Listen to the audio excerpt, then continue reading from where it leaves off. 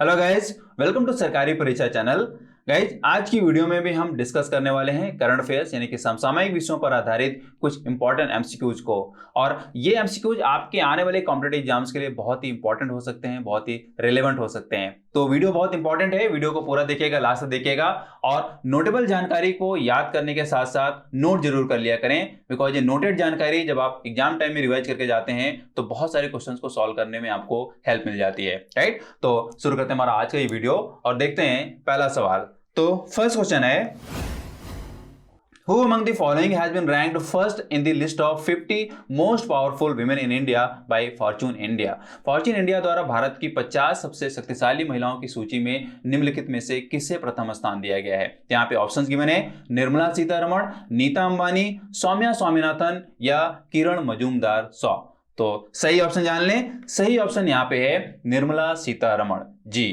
तो नाम आप अच्छे से याद कर लें, आपको मालूम होना चाहिए निर्मला सीतारमण इस समय वर्तमान में केंद्रीय वित्त मंत्री हैं। राइट, साथ में मैं आपको बता दूं, एक स्टैटिक नॉलेज आप दिमाग में रख लीजिए, याद कर लीजिए, निर्मला सीतारमण इंदिरा गांधी के बाद इस पोस्ट को होल्ड करने वाली या इस पद पर काबिज होने वाली दूसरी महिला हैं। साथ में ये भी जान लीजिए कि इस पद पर फुल टाइम मतलब कि पूर्ण कार्यकाल पूरा करने वाली वह पहली महिला हैं और प्रेजेंट में तो वो वित्त मंत्री है ही हैं। राइट, तो ये भी बात दिमाग में याद कर लें। वहीं अगर हम अदर ऑप्शंस की बात करें और उनमें नीता अंबानी की बात करें तो आपको मालूम होना चाहिए कि नीता अंबानी मुकेश अंबानी की वाइफ हैं, साथ में रिलायंस फाउंडेशन की फाउंडर एंड चेयरपर्सन है। राइट, वहीं अगर हम बात करें सौम्या स्वामीनाथन की तो सौम्या स्वामीनाथन WHO यानी कि वर्ल्ड हेल्थ ऑर्गेनाइजेशन में चीफ साइंटिस्ट की तरह काम कर रही हैं, यानी कि चीफ साइंटिस्ट के तौर पे काम कर रही हैं और वह MS स्वामीनाथन की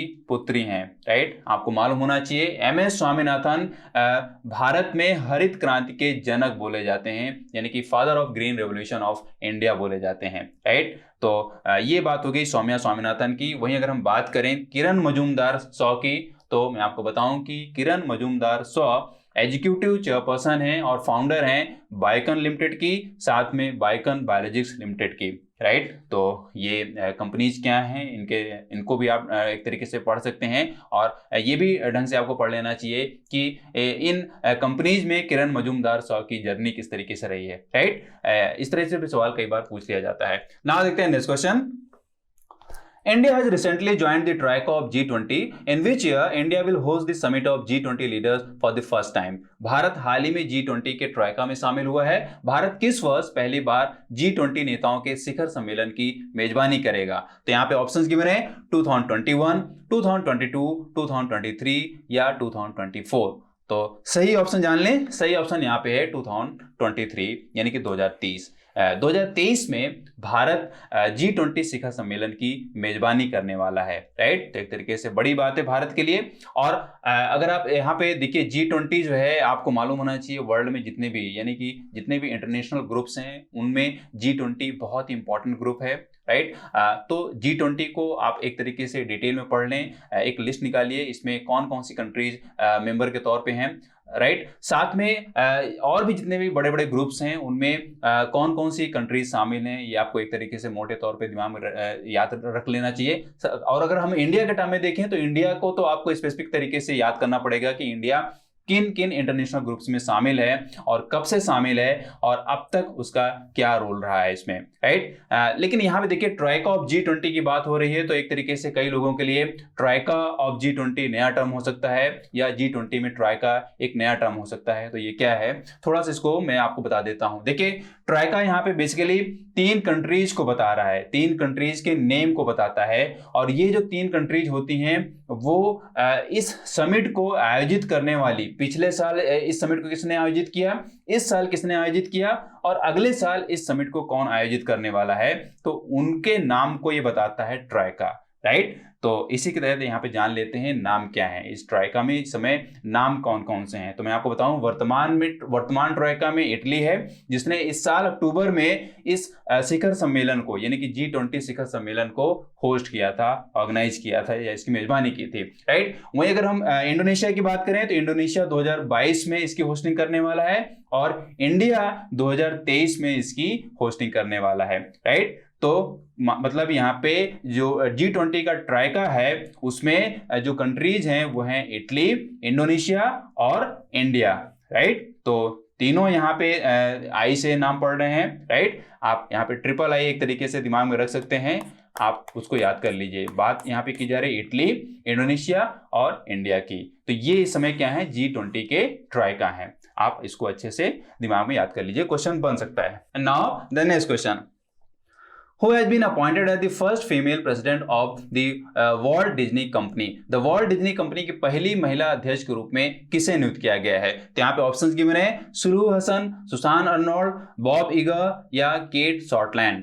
तो सही ऑप्शन जान लें, सही ऑप्शन यहाँ पे है सुसान अर्नोल्ड, राइट। नाम अच्छे से याद कर लें, बिकॉज यहाँ पे जिस कंपनी की बात की जा रही है बहुत इंपॉर्टेंट कंपनी है, द वॉल्ट डिज्नी कंपनी। इसको भी आप अगर डिटेल में पढ़ना चाहें तो पढ़ सकते हैं, राइट। तो यहाँ पे इसकी पहली महिला अध्यक्ष के रूप में जो नियुक्ति हुई है उनका नाम है सुसान अर्नोल्ड, राइट। बहुत इंपॉर्टेंट है, नाम अच्छे से याद कर लें। वहीं अगर हम अदर ऑप्शंस की बात करें, सुलू हसन की बात करें तो सुलू हसन इस समय तंजानिया की 6th प्रेसिडेंट हैं, राइट। तो ये नाम आप अच्छे से याद कर लें। वहीं अगर हम बॉब इगर की बात करें तो वो वॉल्ट डिज्नी कंपनी की फॉर्मर CEO हैं, राइट। ये इस कंपनी की क्या है, फॉर्मर CEO हैं, राइट। वहीं अगर हम केट शॉर्टलैंड की बात करें तो वो अमेरिका की एक फेमस फिल्म डायरेक्टर हैं, राइट। तो इनका नाम आप अच्छे से दिमाग में रख लें, इनके टर्म में भी क्वेश्चन पूछ सकता है, राइट। लेकिन इस क्वेश्चन के टर्म में सुसान अर्नोल्ड तो आपके दिमाग में एकदम से याद ही हो जाना चाहिए, क्वेश्चन जरूर कहीं ना कहीं पूछा जा सकता है, राइट। नाउ देखते हैं next question, Who has been appointed as the chairman of India Tourism Development Corporation? Bharat पर्यटन विकास निगम के अध्यक्ष के रूप में किसे नियुक्त किया गया है? तो यहाँ पे ऑप्शंस गिवन है, GKV राव, श्रीमती रजनी हसीजा, अविनाश त्यागी या संबित पात्रा। तो सही ऑप्शन जान लें, सही ऑप्शन यहाँ पे है संबित पात्रा, राइट। तो संबित पात्रा का नाम आप अच्छे से याद कर लें। इनकी जो नियुक्ति हुई है वो है भारत पर्यटन विकास निगम के अध्यक्ष के रूप में, राइट। और अगर हम यहाँ पे अदर ऑप्शंस की बात करें, GKV राव की बात करें तो मैं आपको बताऊं GKV राव मैनेजिंग डायरेक्टर हैं ITDC के, राइट। यहाँ पे MD हैं ये किसके, ITDC के, राइट। वहीं अगर हम बात करें श्रीमती रजनी हसीजा की तो वो IRCTC की चेयरपर्सन है, राइट। किसकी चेयरपर्सन है, IRCTC। यहाँ पे इनका नाम भी अच्छे से याद कर लें, IRCTC, राइट। ये इसकी चेयरपर्सन है। वहीं अगर हम बात करें अविनाश त्यागी की तो आपको मालूम होना चाहिए कि अविनाश त्यागी एक फेमस जर्नलिस्ट हैं, साथ में वो BJP के स्टेट स्पोक्स पर्सन है, राइट। तो ये नाम अच्छे से याद कर लें और इनसे रिलेटेड फील्ड भी दिमाग में रख लें, क्वेश्चन इनके टर्म में भी बन सकता है। नाउ देखते हैं next question, Who among the following has been honored with Kamala Devi Chattopadhyay NIF book award 2021? निम्न में से किसे कमला देवी चट्टोपाध्याय NIF पुस्तक पुरस्कार 2021 से सम्मानित किया गया है? तो यहाँ पे ऑप्शंस गिवन है, दिनयार पटेल, अमित आहूजा, ऑर्निट सैनी या मिलन वैष्णव।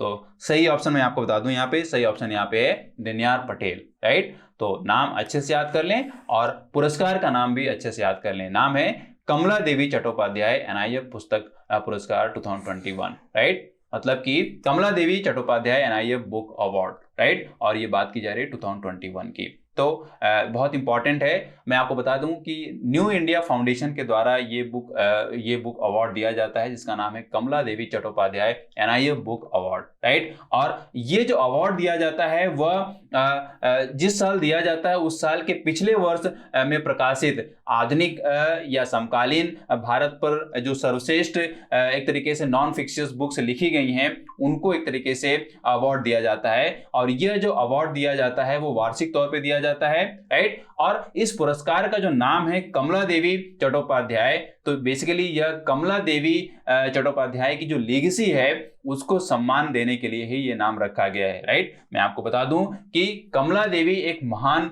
देशभक्त, एक संस्था निर्माता, राइट। और एक तरीके से स्वतंत्रता संग्राम में बहुत बढ़ चढ़कर इन्होंने हिस्सा लिया था और महिला आंदोलन को या महिला उत्थान में इनका काफी योगदान माना जाता है। और थिएटर को बढ़ावा देने में या उसमें सुधार करने में भी इनका योगदान माना जाता है।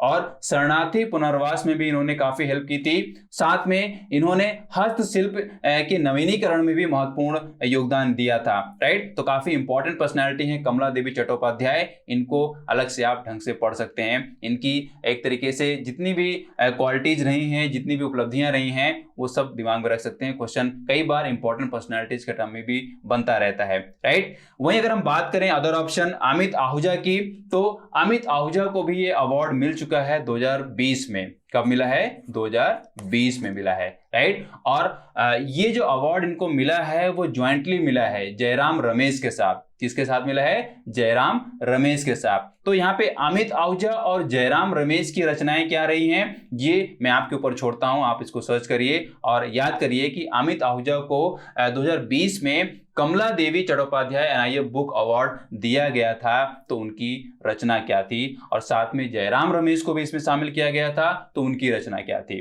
राइट, वहीं अगर हम बात करें ऑर्निट सैनी की, तो ऑर्निट सैनी जो है वो हाइफा विश्वविद्यालय में एशियाई अध्ययन विभाग के इजरायली अकादमिक लेखक और वरिष्ठ व्याख्याता हैं, और इन्हें 2019 में यह पुरस्कार दिया गया था। 2019 में इनकी जो पुस्तक थी वह हाउ इंडिया बिकम डेमोक्रेटिक, तो इस पुस्तक के लिए इनको ये अवार्ड दिया गया था, यानी कि Kamala Devi Chattopadhyay NIF book award दिया गया था। राइट, तो काफी इंपॉर्टेंट नाम ये भी है, ये भी दिमाग में याद रख लें। वहीं अगर हम बात करें मिलन वैष्णव की, तो मिलन वैष्णव को 2018 में ये पुरस्कार मिला था। कब मिला था? 2018 में ये पुरस्कार मिला था। देखिए, ये 2019 में था और इनको 2018 में ये पुरस्कार दिया गया था। और इनको जिस रचना के लिए पुरस्कार दिया गया था, यानी कि मिलन वैष्णव को जिस रचना के लिए पुरस्कार दिया गया था, उसका नाम है when crime page money and muscle in Indian politics. Right, तो काफी इंपॉर्टेंट ये रचना मानी जाती है। इसको भी अगर आप पढ़ना चाहें पढ़ सकते हैं। लेकिन यहाँ पे ये जो नाम दिए गए हैं इस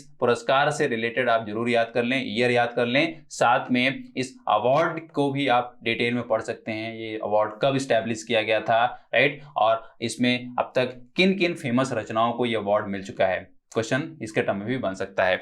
और यही थे हमारे आज के इंपॉर्टेंट क्वेश्चंस जो जरूर आपके किसी न किसी एग्जाम में पूछे जा सकते हैं।